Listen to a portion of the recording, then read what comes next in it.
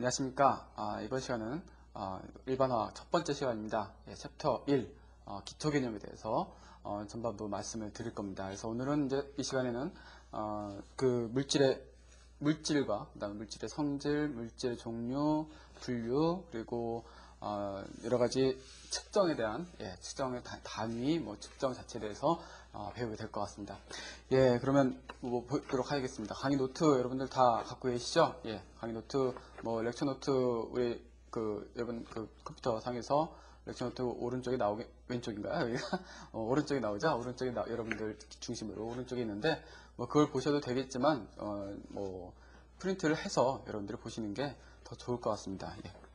먼저 화학이란 거는 우리가 강의 개요에서 제가 말씀을 다 드렸어요. 일단 전반적으로 원자, 분자, 물질, 이렇게 해서 전반적인 말씀을 다 드렸는데 지금은 간단하게 거기 노트에 나와 있는 것처럼 화학이 어떤 과목들로 분류되어 있고 우리가 이런 것들이 어디에 해당되는지 그런 정도의 내용을 말씀드리겠습니다. 화학이란 건 일단 기본적으로 과학의 한 분야죠. 그리고 어떤 변화고 그 변화 관련돼서 그 변화나 반응이 똑같은 얘기고, 그래서 그 반응에 대해서 그 반응에 관련된 여러 가지 법칙들, 이런 것들을 배우는 것이 이제 화학인데, 크게 이제 우리가 화학을 분류한다면요, 그러니까 화학과 전공, 대학 화학과에서 어떤 전공들을 배우냐, 일단 물리화학이라는 것과 그 다음에 유기화학, 그 다음에 무기화학, 분석화학, 그 다음에 생화학 정도, 이 정도까지 우리가 이제 나머지 다 화학자입니다. 이렇게 분류할 수가 있어요. 그래서 피지컬 케미스트리, 오르가닉 케미스트리, 이노르가닉 케미스트리, 그 다음에 어널리틱 케미스트리, 바이오 케미스트리 이렇게 얘기하는데 이런 전공들이 이제 보통 물리, 유기는 2학년 과목에서 많이 나오고요. 분석도. 그다음에 무기나 생화학은 이런 것들이 이제 기초가 돼서 배워야 되기 때문에 3학년에 보통 편성이 되어 있습니다. 아무튼 우리 지금 화학과 공부할 건 아니니까 일단 물리화학은 어떤 말 그대로 물리잖아요, 그죠? 물리적인 화학이에요. 그래서 여러 가지 물리적인 기본적인 지식이 있어야지 다룰 수 있는 부분인데, 이 화학이라는 것이 물리적인 내용을 완전히 모르고서는 화학을 얘기할 수가 또 없어요. 그렇기 때문에 여러분들이 물리적인 기본적인 기초 개념도 사실은 필요합니다. 화학할 때. 그런 것들 간간히 제가 여러분들한테 설명을 해드릴 거고요. 그 다음에 유기화학은 별도로 이제 강좌 개설되어 있죠. 요거는 여러분들이 확실하게 공부를 하셔야 됩니다. 그 다음에 무기화학, 우리가 일반화학에서 무기화학 배우는 내용들은 착물화학이나 고체 이런 관련 부분들이 무기화학이 되겠고요. 그 다음에 분석화학은 일반화학에서 특별히 분석화학이라고 이렇게 명시될 수 있는 건 없는데 뒤에 우리 산염기평형이나 이런 적정 관련된 그런 내용들이 이제 분석화학이라고 보시면 되겠어요. 그 다음에 생화학은 이게 이제 크게 생화학 자체는 사실 생화학적인 물질들, 우리 생체 분자들은 이제 유기 물질에 속하기 때문에 유기화학 뒷부분에서 사실은 다루는데 별도로 이제 생화학 자체를 좀 공부하려면 생화학이라는 별도의 이 책이 있어요. 그래서 3학년 과정에 그런 책을, 바이오케미스트리 책을 공부를 하셔야 됩니다. 원래는 제대로 하시려면. 그런데 이제 우리가 보통은 이제 일반 화학하고 유기화학 정도만 하시면 될 겁니다. 그래서 지금 이런 것들이 사실은 일반 화학 속에 다 녹아 들어가 있습니다. 다 녹아 들어가 있어요. 그래서 사실은 굉장히 일반 화학이 그렇게 단순한 과목이 아니에요. 굉장히 이런 것들이 모든 분야에 있는 것들이 다 이렇게 한꺼번에 뭉쳐있기 때문에 일반화학이 사실은 좀 어렵다고 보실 수가 있는 거예요. 그렇게 느껴지고요. 그렇다는 점도만 하시고 우리가 이제 쉽게 하면 되죠, 그죠? 이런 정도로 구성이 되어 있다. 그 정도만 말씀드리겠습니다. 그럼 이제 우리 물질 들어갑니다. 물질이다. 어떤 물질은 반드시 성질을 갖고 있어요. 어떤 물리적 성질도 있고 화학적 성질도 있어요. 물리적 성질이라는 거는 뭐예요? 맛이나, 그죠? 또 냄새 또는 녹는점, 끓는점 이런 것들이 다 물리적 성질인데, 그 물리적 성질은 이 물질을 구성하고 있는 분자들 사이의 상호작용에 의해서 생기는 그런 어떤 결과적인 거시적인 현상들입니다. 거시적인 거. 그렇고요. 근데 그 물질에 또 화학적 성질이라는 거 있어요. 화학적 성질이라는 거는 그 화학적 반응에 의해서 어떤 달라지는 그런 여러 가지 내용들이 이제 화학적 성질인데, 크게 그거는 물질마다 다르니까 여기서 이제 전반적으로 말씀을 드릴 수는 없고, 그렇다라는 거 정도로 보시면 되겠습니다. 물질의 성질은, 그런데 물질의 그 특성을 알 수 있게끔 어떤 또 다른 또 성질 구분이 있어요. 그것이 뭐냐면 색이 성질과 크기 성질입니다. 색이 성질, intensive property, 그 다음에 크기 성질, extensive property라고 얘기합니다. 크기 성질, 그 영어로 같이 알아두십시오. 제가 강의 노트에 영어를 써 놓는 이유는, 그 용어는 뭐 일종의 화학에서 배우는 전공 용어입니다. 그러니까 여러분들이 나중에 이제 진학하셔갖고 뭐 원서를 보시는 경우가 많을 테니까 그런 데에서 참고하라는 말씀으로, 참고하라는 의미로 제가 다 적어놨으니까 그거 꼭 알아두시는 것이 좋은 그런 내용이 되겠습니다. 그러면 이 색이 성질, 크기 성질 뭐냐? 예, 크기 성질과 색이 성질은 기본적으로 물질의 양에 따라서 좌우되는 성질이 뭐예요? 크기 성질이고, 물질의 양하고는 무관한 성질이 색이 성질입니다. 예를 들면 이렇게 비유하시면 되겠습니다. 어떻게 보냐? 우리가 이제 50도씨 물하고요. 예, 50도씨 물하고 10도씨 물하고 섞어봅니다. 그러면 몇 도씨 물이 될까요? 60도씨 물이 됩니까? 아니죠. 예, 60도씨가 아니라 50도씨, 10도씨의 중간, 그죠? 예, 한 30도씨 정도의 온도가 될 거예요. 그죠? 예. 그리고 이제 크기 성질을 이제 다른 비율을 둔다면, 뭐, 숫자는 같이 할게요. 예, 그래야지 이해하기 쉬우니까. 50g의 물하고요, 10g의 물하고 섞으면 몇 g이 됩니까? 6g 되죠? 뭐, 이거 모르시는 분 어디 있겠습니까? 예, 그럼 이 개념을 비교해보세요. 50도씨, 10도씨 물 섞었을 때는 30도씨. 이 숫자적으로 안 되잖아요. 그죠? 예. 이건 50, 10 더하면 60이죠. 그죠? 예. 요런 개념의 것이 크기 성질이에요. 더하면 더해질 수 있는 양과 관련된 거고요. 요것은 색의 성질이 됩니다. 그래서 온도, 그리고 뭐, 맛, 냄새, 밀도, 이런 것들이 이제 색의 성질이 되고, 그 다음에 이제 질량이나 뭐 부피, 리터로 표현한 부피, 그리고 뭐 또 연용량, 연용량 같은 거는 뒤에서 다시 배울 겁니다. 예, 그런 것들이 이제 크기 성질이에요. 그러니까 개념적인 것을 일단 이렇게 잡아두시면 되겠습니다. 예. 그러면 이제 또 이 물질의 분류에 대해서 조금 얘기를 하겠습니다. 물질의 분류에 대해서는 기본적인 얘기지만 시험에 자주 그 기초적인 것을 확실히 알고 있느냐라는 개념을 묻는 그런 문제들이 자주 나옵니다. 그러니까 그 분류를 좀 잘 알아두시는 게 좋을 것 같고요. 물질은 일단 순수한 물질, 순물질과 그리고 그것들이 섞여 있는 혼합물로 이렇게 나눌 수 있죠. 예, 혼합물로.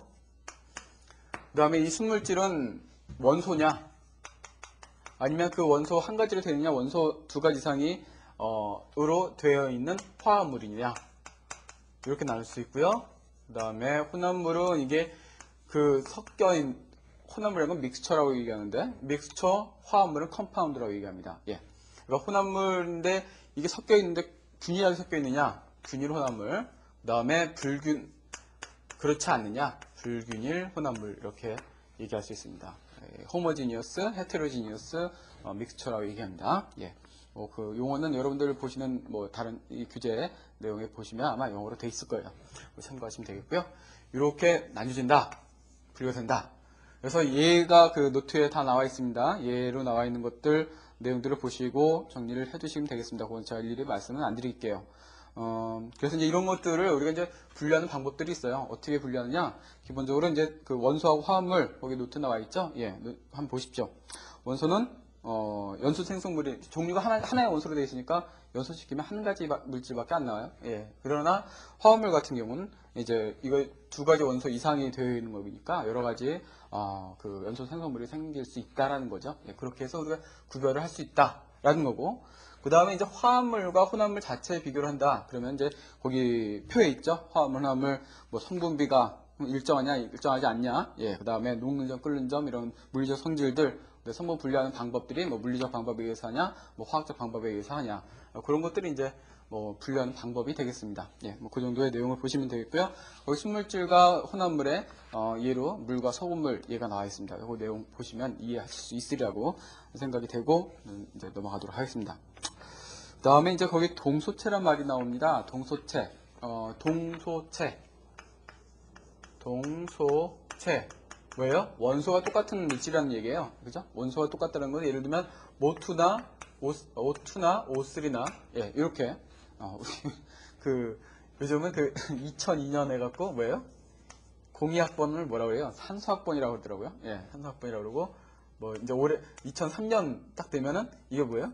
O3, 오존학번이라고 또 그러더라고요. O4가 되면 04가 되면 뭐라고 그럴지 궁금하네요. 그죠? 예. 그래서 O2, O3 이런 것들은 원소가 같잖아요. 한 종류의 원소로 되어 있지만 서로 다른 물질입니다. 이것을 동소체라고 얘기하고 그런 것들이 몇 가지 있습니다. 뭐 탄소로 되어 있는 거, 그리고 뭐 황, 그리고 뭐 인 이런 것들이 전부 다 동소체의 종류가 되겠습니다.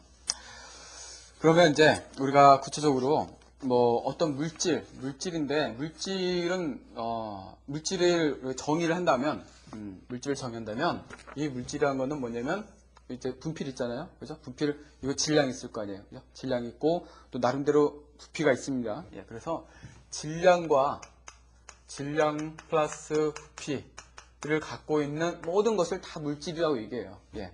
그건 물질을 분류해서 물질 얘기 있죠. 질량을 가지고 공간을 차지하는 모든 것을 물질이라고 얘기한다. 예. 그렇기 때문에 이 질량과 부피 이런 것들을 어떻게 측정하느냐, 이런 것들을 측정할 때 사용되는 단위가 무엇이 있느냐라는 것이 바로 SI 기본 측정 단위에 대한 내용입니다. SI라는 건 뭐 약자로 뭐 International System of Units 이렇게 영어식으로 표현한다면 그렇게 되겠고요. 뭐 불어는 제가 잘 모르겠습니다. 여러분들이 보십시오. 그래서 SI 단위라고 통칭 얘기하는데요. 뭐 국제 표준 뭐 단위 뭐 이런 정도를 뭐 우리말로 해석을 할 수 있겠죠. 그 7가지 단위가 있습니다. 뭐 물론 화학에서 다 쓰지 않는 경우도 있는데 예를 들면 거기 표에 보시면 뭐 질량 킬로그램, 예, 킬로그램입니다. 길이는 미터, 시간은 초, 온도는 켈빈, 화학에서는 켈빈이 있습니다. 절대 온도 개념이죠. 물질의 양은 몰을 씁니다. 예, 몰에 대해서 우리가 다음 화학양면에서 2장에서 얘기를 할 거고요. 또 전류의 크기는 단위는 암페어 뭐 다 아실 겁니다. 광도 칸델라. 이건 뭐 화학에서 거의 쓸 일이 없어요. 물리에서 많이 쓰겠죠. 이런 SI의 기본 단위가 있어요. 여기에 우리가 이제 그 단위들이 이제 크기가 달라지면 그걸 좀 단순하게 표기하기 위해서 뭐가 있냐? 그 접두어를 사용해요. 접두어. 우리가 뭐 일상생활에서 많이 접하는 얘기입니다. 다 지금 예를 들면 100cm는 얼마예요? 몇 미터예요? 1미터죠? 그죠? 예. 이 길이의 기본 단위는 미터란 말이에요. 그죠? 미터. 예, 미터인데 요 앞에 접두어 센티라는 걸 넣습니다. 센티의 정의 이제 그 SI 접두어 그 표 보시면 쫙 나와 있습니다. 예. 마이너스 승 있고 플러스 승이 있어요. 그래서 마이너스 1승이 데시, 마이너스 2승이 센티, 그죠? 그 다음에 뭐 마이너스 3승 밀리, 그 다음에 마이크로, 나노, 피코, 나노 피코까지. 요즘은 나노 테크놀로지 뭐 이렇게 얘기하잖아요. 그죠? 예, 그것이 10의 마이너스 9승이라는 거. 예, 그 다음에 그거보다 하나 더 하면 피코. 예.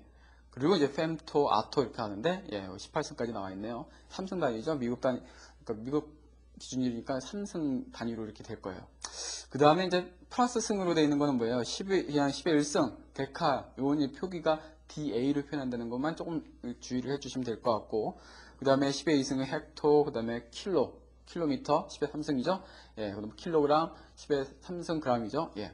그 다음에 10의 6승 메가란 건 아주 친숙하시죠? 예. 컴퓨터 가면 다 메가, 그 다음에 뭐예요? 기가, 예. 10의 9승, 그 다음에 뭐예요? 테라, 페타, 엑사, 뭐 이렇게 되는데, 뭐 뒤에 뭐 페타, 엑사, 뭐 이 정도까지 뭐 별로 거의 사용을 안 하기 때문에, 뭐 기가, 테라, 요즘 테라까지는 많이 얘기를 합니다. 뭐 테라비트급, 뭐 이렇게, 뭐 그런 식으로 얘기를 하는데, 그런 접두어를 사용해서 우리가 기본 단위를 좀 간단하게 표현을 합니다. 그래서 100cm다 그러면 어떻게 돼요? 이거 10의 2승이죠? 10의 2승 곱하기 얘기예요. 센티라는 건 10의 마이너스 2승이에요. 그리고 거기 메타. 그러면 얼마예요? 10의 2승, 10의 마이너스 2승이면 두 개 더하죠? 더하면 10의 0승이죠? 0승 메타. 0승이 곧 1이니까 1m 이렇게 단위로 환산할 수 있다라는 얘기입니다. 접두어를 사용해서 우리가 여러 가지로 변화를 할 수가 있습니다. 예. 그러면 이제 거기 예로 몇 가지 밑에 나와 있습니다. 노트에 저가 0.01m다 뭐라는 거, 1km, 1000m 되는 이유들 그런 것도 우리가 접두어만 알면, 그러니까 접두어는 외워 두셔야 되는 겁니다. 그렇죠? 예. 뭐 다 아시겠지만 외워 두셔야 됩니다. 그러면 이런 기본 단위, 우리 SI 기본 단위를 응용해서 예를 들면 뭐 면적을 한다면 면적은 뭐예요? 가로 곱하기 세로잖아요. 그죠? 예. 가로 곱하기 세로면은 길이잖아요. 가로의 길이 곱하기 세로의 길이 미터 곱하기 미터. 메타 곱하기 메타는 메타의 제곱이다. 이렇게 표현할 수 있고. 그죠? 그 부피는 어떻게 해요? 부피는 거기에 하나 더 한 변 높이 더 얘기하죠? 그러니까 메타 곱하기 메타는 메타 3승 이렇게 됩니다. 근데 우리가 메타 3승이라고도 쓰는 게 일반적일 수도 있지만 화학에서는 메타 3승 잘 안 쓰고요. 리터라는 단위를 씁니다. 리터란 건 뭐냐면 정의가 있어요. 1리터는 10cm 곱하기 10cm 곱하기 10cm 이거를 1리터라고 얘기합니다. 예. 즉 가로 이런 정육체 여기가 가로가 10cm 세로가 또 10cm 예, 그 다음에 높이가 뭐 10cm인 정육면체의 이 안의 부피를 1리터라고 정의를 합니다. 여러분 외우셔야 됩니다. 1리터에서 10의 3승 그래서 어떻게 돼요? 10의 3승 센티미터의 3승 이렇게 되는 거죠. 센티미터의 3승이라는 거는 제가 요게 사실 가로가 이렇게 쳐져 있는 건데 우리가 그걸 안 쓰는 거예요. 그죠? 예, 그러면 어떻게 됩니까? 10의 3승 곱하기 뭐예요? 센티가 뭐예요? 센티가 10의 마이너스 2승이잖아요. 2승 메타의 3승이니까 승이 되면 이렇게 곱해주죠? 얘랑 곱해주고 그러면 10의 3승 곱하기 10의 마이너스 6승 곱하기 메타 3승 이렇게 될 거 아니에요? 예. 그러면 어떻게 됩니까? 10의 마이너스 6승 3승 더하면 10의 마이너스 3승 메타 3승 이렇게 되는 것이 바로 1리터다 라고 얘기할 수 있겠습니다. 뭐 이런 식으로 표현할 수 있다라는 것이 이제 우리가 여러 가지 양이나 단위를 이런 식으로 유도를 해서 사용을 합니다. 부피란 것이 제일 대표적인 예가 되겠고요. 반드시 기억을 해 주시기 바랍니다. 1리터는 10cm 곱하기 10cm 곱하기 10cm다. 예. 그리고 다른 다른 단위를 한번 볼까요? 밀도는 이제 부피분의 질량이잖아. 그거 모르시는 분 없으시죠? 예, 부피분의 질량이니까 부피는 메타 3승, 그 다음에 질량, 킬로그램이 기본적인 단위죠. 예, 그렇게 SI 단위를 표현할 수 있고, 힘입니다. 힘은 우리가 force, F equal ma라는 우리가 물리 법칙이 있어요. 그죠? 예. 요 식을 보시면 m이 질량이고 a가 가속도예요.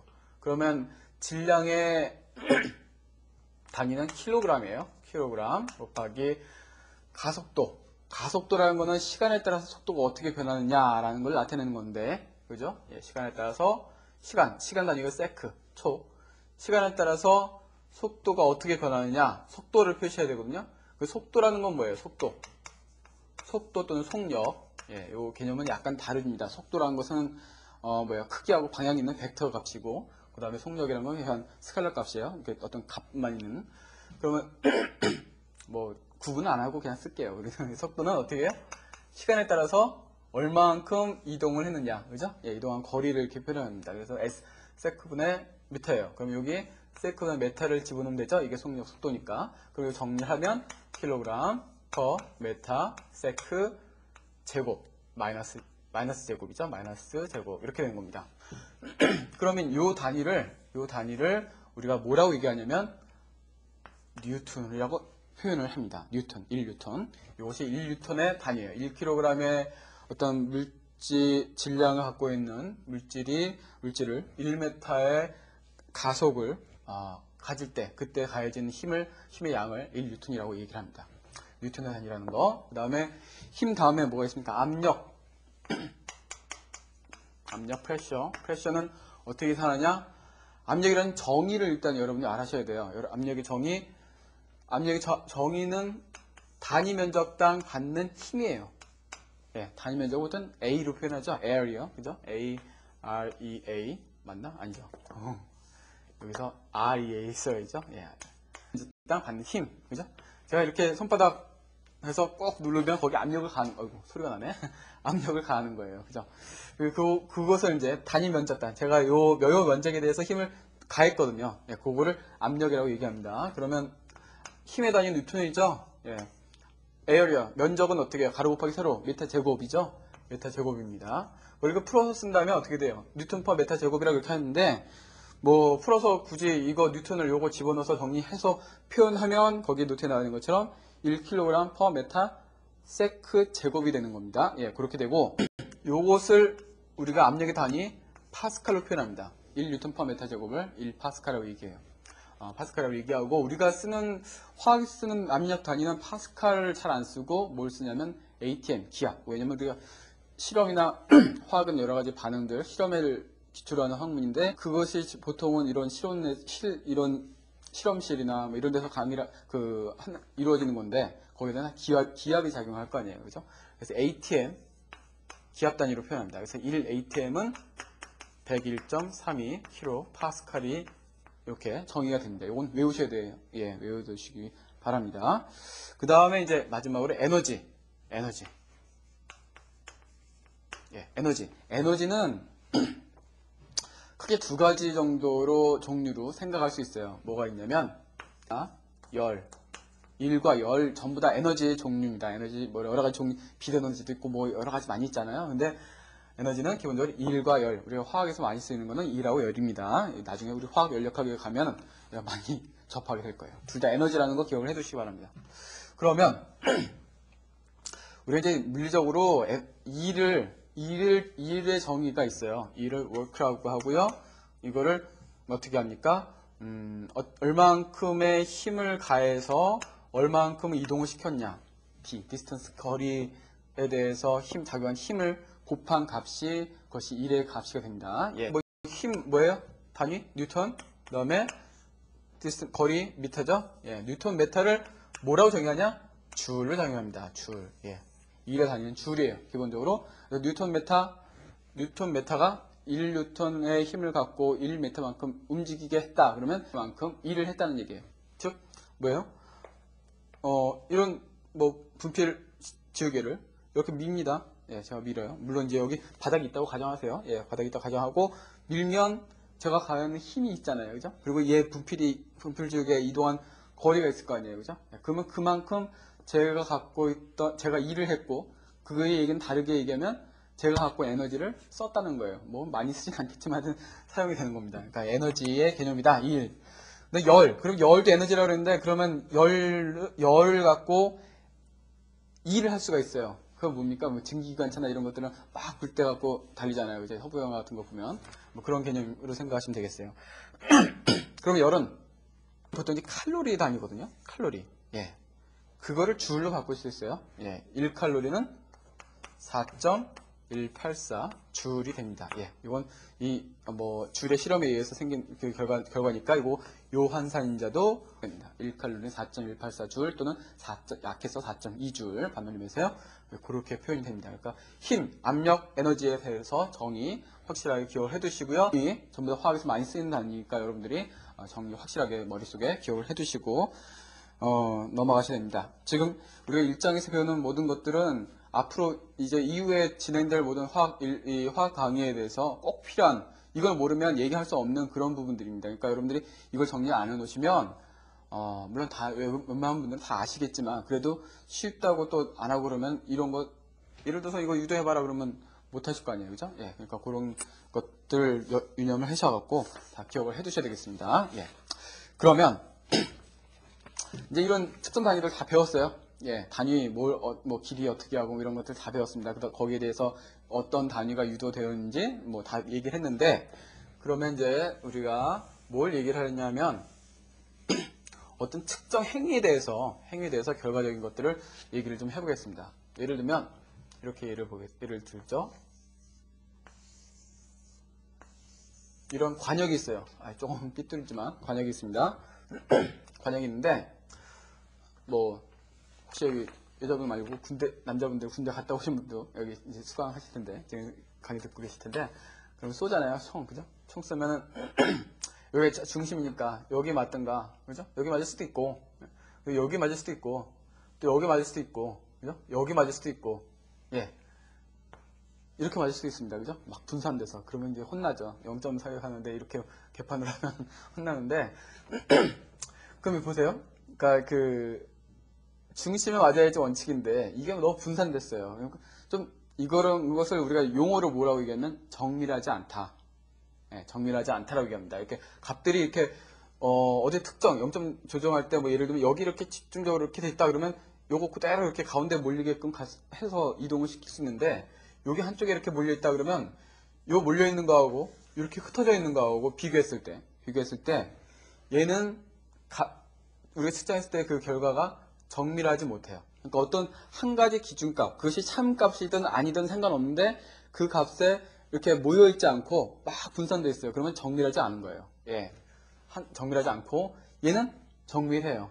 그죠? 예. 어떤 한 비슷한 값에 근접 다 이렇게 몰려있단 말이에요. 예.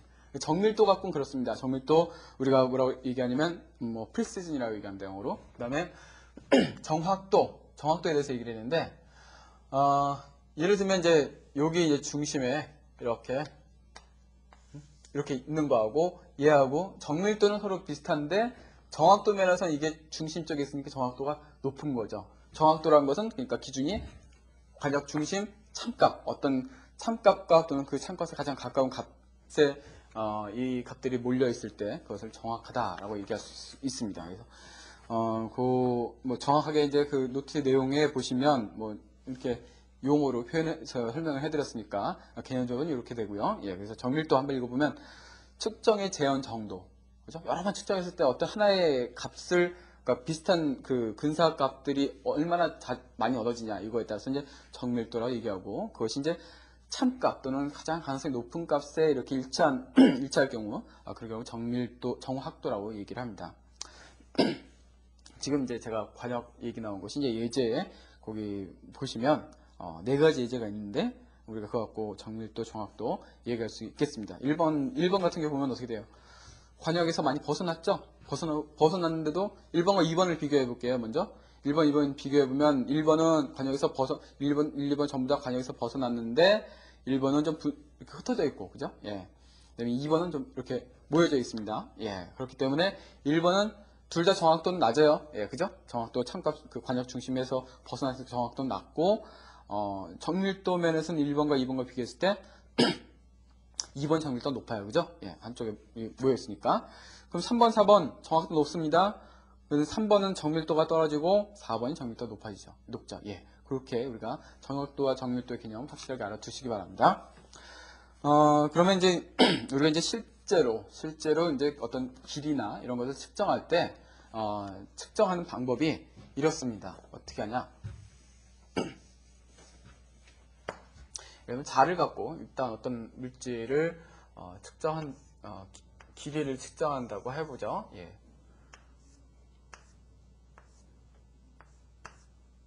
이 정도까지 할까요? 예, 이 정도까지. 5cm 자다. 그러면 이제 이 자가 지금 이게 1cm, 2, 3, 4, 5cm인데 5cm 이렇게 되어 있는데 센티미터까지밖에 눈금이 없어요. 예. 그런데 내가 어떤 물질 이제 뭐 여기서부터 해서 쭉 가서 뭐 우리 책에 있는 대로 노트에 있는 대로 한번 그 노트에 있는 예를 그려보면 이렇다 이런 길이의 어떤 물질이 있어요. 예, 이런 길이의 물질이 있는데 이 물질의 길이를 측정을 하려면 측정을 해볼까요? 이 자 갖고 얼마예요? 그러면 단위는 센티미터입니다. 예. 얼마가 될까요? 3cm는 넘죠? 3cm하고 4cm 사이에요. 예. 그 3cm, 4cm 사이인데 그러면 우리가 어떻게 합니까? 이 3, 4 사이에 열등분을 하죠. 예, 열등분을 균등하게 열등분을 해서 가운데 우리가 눈으로 봅니다. 눈대중으로 보는 거죠. 예, 눈대중으로 여기를 쭉 정 가운데를 하나 잡았어요. 그거보다 좀 많이 나갔네요. 그죠? 예, 그러면 적어도 3.5 이상이죠. 그러면 한 3.6이라고 얘기할 수도 있고 3.7이라고 얘기할 수도 있고 그건 사람에 따라서 조금 달라져요. 그죠? 그럴 수밖에 없어요. 예. 뭐, 눈대중이니까. 예. 그러면, 이렇게 우리가 사람에 따라서 A라는 사람은 3.6이라고 3.6cm다. B라는 사람은 3.7cm라고 얘기할 수 있습니다. 그런데, 요거를 이제 밀리미터자가 있다. 밀리미터자.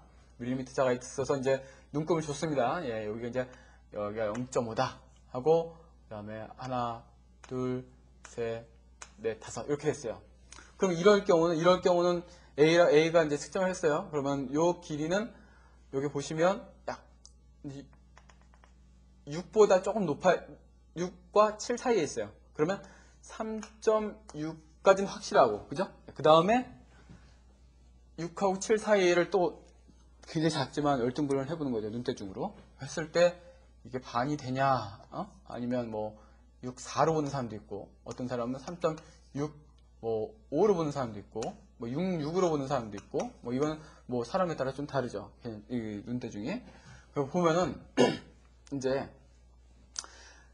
이 경우 첫 번째 앞의 경우 케이스 1, 케이스 2 보면은 첫 번째 케이스에서는 제일 정확한 값이 3까지는 확실하죠. 센티미터 자로 했을 때. 그리고 요 마지막 6이나 7은 불확실한 거예요. 사람에 따라 다릅니다. 예. 불확실한 자리입니다. 그럼 합쳐서 두 자리죠. 그죠? 예, 두 자리예요. 그거를 우리가 유효 숫자가 두 자리다 라고 얘기하는 겁니다. 유효 숫자 두 자리. 그 다음에 얘는 3하고 6까지는 다 확실해요. 3하고 6까지는 확실하고 마지막에 요게 마지막 자리가 또 불확실합니다. 그죠? 예, 눈대중으로 하는 거. 그러면 몇 자리? 하나, 둘, 세 자리죠? 이 경우는 세 자리가 유효 숫자 자리예요. 즉, 유효 숫자라는 건 뭐냐면 우리가 어떤 값을 측정했을 때 가장 확실한 자리 값은 알잖아요. 확실한 자리 값하고 그 다음에 마지막으로 불확실한 자리 값까지 합친 그 자릿수 값이 바로 유효 숫자입니다. 불확실한 자리 요거죠? 끝자리. 예, 6, 7, 여기는 4, 5, 6 이런 것들이 불확실한 겁니다. 3.6까지는 똑같고, 그러니까 하나, 둘, 세 개가 유효 숫자다. 확실한 자릿수 두 자리, 불확실한 자릿수 한 자리. 역시 불확실한 자릿수 한 자리, 확실한 자릿수 한 자리 해서 두 자리. 이렇게 우리가 유효 숫자를 정의할 수 있다는 거 기억을 해두시기 바랍니다.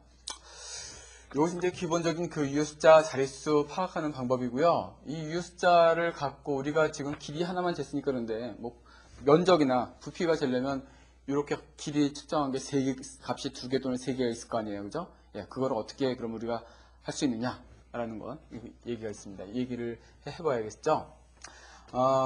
이렇게 생각하시면 됩니다.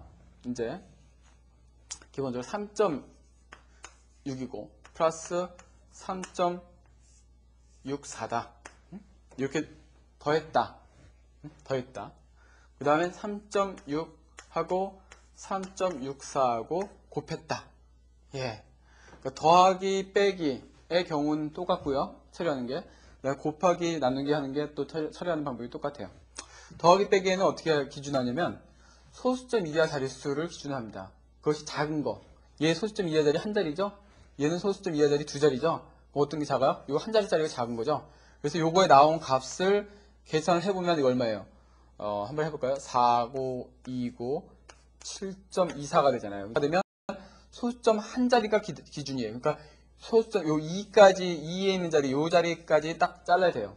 그러면 요 앞에 그 다음 자리에서는 반올림 해서 버리든가 뭐 올리든가 이렇게 얘기해야 될 겁니다. 그러니까 4니까 버리겠죠? 그래서 값은 7.2가 되겠죠. 이렇게 보시면 되겠습니다. 곱하기 이거 곱하면 값이 얼마 나올 텐데 곱하기에서의 유효 숫자는 기준이 뭐냐? 다. 이거 두 자리다. 이거 세 자리다. 그죠? 예. 그럼 두 자리가 돼야 돼요. 예. 곱하기 했을 때는. 뭐 이것에 나온 값에 대해서 그것이 두 자리가 되게끔 표기하면 됩니다. 소수점 이하 몇 자리냐? 이거는 상관없습니다. 이거는 더하기 빼기에서만 그렇게 하시면 돼요. 예. 그럼 뭐 얘는 거기 노트에 보시면 나와 있죠? 예. 덧셈, 곱셈 먼저 곱셈과 나눗셈에서는 가장 작은 유효 숫자를 기준합니다. 그래서 12.42 곱하기 4.81이다. 그러면 계산하면 59. 뭐 얼마 나오는데 얘가 4.8이 세 자리짜리가 그 작은 자리니까 59.7까지 표기를 해야 된다는 얘기죠. 그 다음에 덧셈, 뺄셈 마찬가지 논리로 이렇게 하시면 되겠습니다. 그러면 이제 두 자리하고 지금 이제 두 두 가지 값만 더하고 곱했잖아요. 그죠? 그 세 개 이상 하면 어떡하냐? 보통 이제 기준은 계산기로 보통 이제 요즘은 다 계산을 하기 때문에 계산을 다 한 다음에 최종적으로 맨 마지막에 유효 숫자 처리를 해줍니다. 예, 그렇게 아시고 계산하시면 되겠어요. 거기서 ABC 예제 ABC 있습니다. 그거 여러분들이 그거는 뭐 쉬우니까 여러분들이 해보시면 되겠어요. A번 같은 경우는 더하기죠. 더하기면은 소수점 이하 자릿수가 한 자리짜리가 제일 낮죠. 그러니까 소수점 첫 번째 자리까지만 표기되게끔 하시면 되겠고, B번이나 C번은 다 곱하기니까 해야 됩니다. B번 같은 경우 보면 2.00 곱하기 3.051이라고 했는데, 여기서 그러면 몇 자리가 더 작은 걸까요? 2.00이 몇 자리일까요? 세 자리에 있거든요. 그거에 대해서 얘기를 좀 하겠습니다. 0이 유효 숫자에 들어가느냐 안 들어가느냐, 그 룰이 거기 0과 유효 숫자라는 그런 부분에 있습니다. 정리되어 있어요. 예.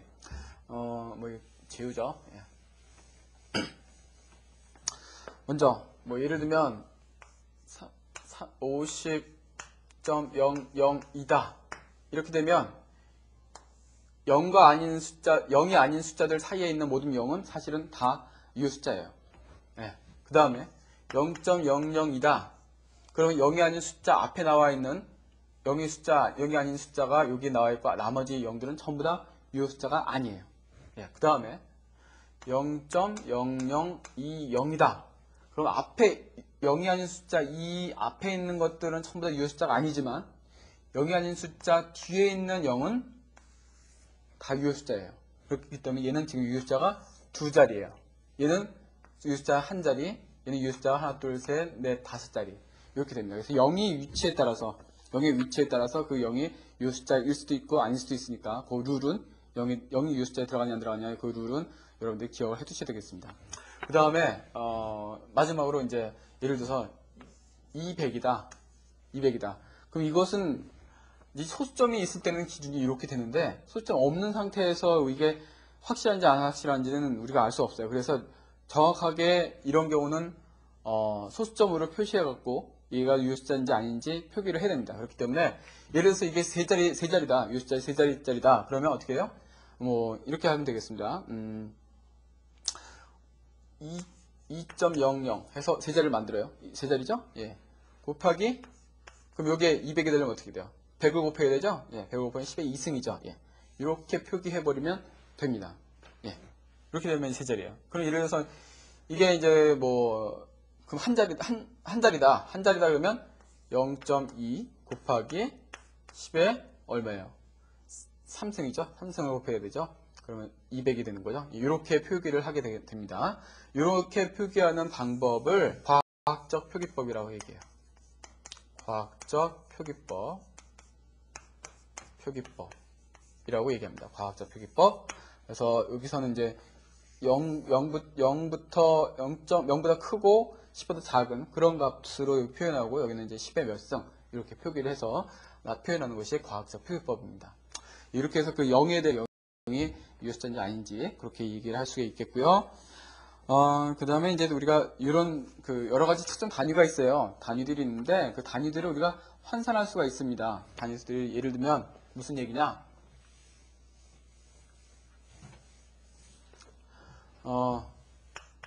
10cm가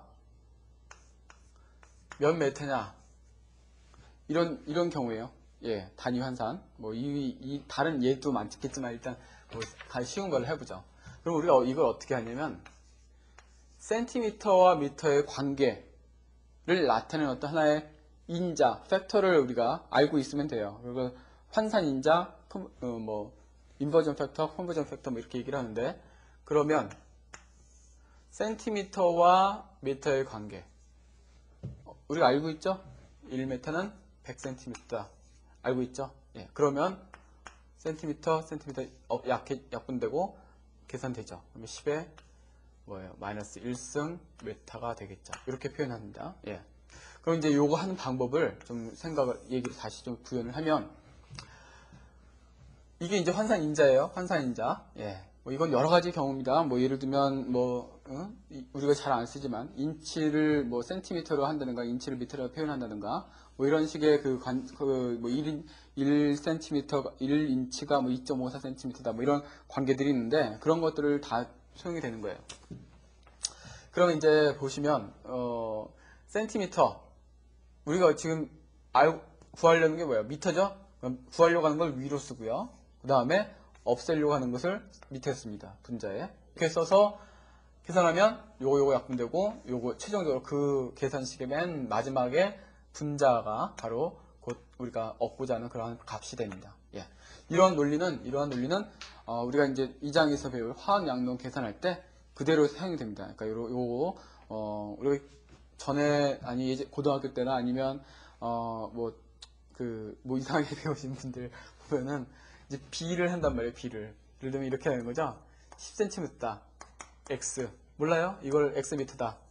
그러면 100cm가 아이고 다시 10cm가 몇 메타냐? x 메타다. 그러면 관계가 원래 100cm가 1m다. 요거 갖고 비례식으로 이렇게 해서 x는 100분의 10 곱하기 1이다. 이렇게 표현한단 말이에요. 이거 이렇게 하시지 마세요. 이렇게 하는 게 상당히 많은데 진짜 상당히 많거든요. 예. 이런 식으로 절대 하지 마시기 바랍니다. 예. 이렇게 하다 보면 문제를 굉장히 어렵게 여러 가지 이 비례식을 하다 보면은 요 다음 단계 또 뭔가 필요하다면 또 요 나온 값 갖고 또 비례식을 세우고 또 비례식을 세우고 이렇게 계산을 해야 되는데 이렇게 되면 굉장히 오래 걸리고 굉장히 비효율적입니다. 그러니까 여러분들 절대로 비례식 사용하지 마십시오. 화학에서 비례식 사용할 일 없습니다. 없기 때문에 이거는 하지 마시고 이렇게 현산인자 개념을 도입해서 계산을 하셔야지 이게 좀 정확하고 빠르게 계산할 수가 있습니다. 예, 정확하게 할 수 있어요. 지금 이제 요건 이제 조금 우리가 화학연에서 좀 더 이제 제가 적용을 해드리면 여러분이 그렇다라는 걸 느끼실 겁니다. 예, 일단 뭐 이번 시간은 이 정도까지만 이렇게 요 얘기는 마치면 되겠고요. 절대 비례식 쓰지 말아라 라는 것을 이제 당부를 드립니다. 예. 예, 그렇게 해서 이번 시간에는 이제 우리가 챕터 1 기초 개념에서 물질 그리고 화학이 뭔지 이렇게 화학 분류하고 물질의 분류, 물질의 측정 단위가 뭐가 있는지 거기에 필요한 접두어들 내용들을 배웠고요. 그 다음에 실제로 우리가 측정 부분에 들어가서 유효 숫자 처리하는 거, 그 다음에 정밀도 정확도 이런 얘기했고요. 그다음에 마지막으로 단위 환산하는 데까지 이제 얘기를 했습니다. 예, 그래서 이번 시간에는 여기 정도까지 내용을 살펴보았고요. 다음 시간에는 우리가 챕터 1 기초개념 나머지 두 번째 파트 이제 여러 가지 법칙들 관련해서 내용들을 주기율표 간단하게 배우고요. 예, 그런 기초개념들 또 다른 내용들을 배우게 될 겁니다. 그래서 수고하셨고요. 다음 시간에 뵙겠습니다. 예.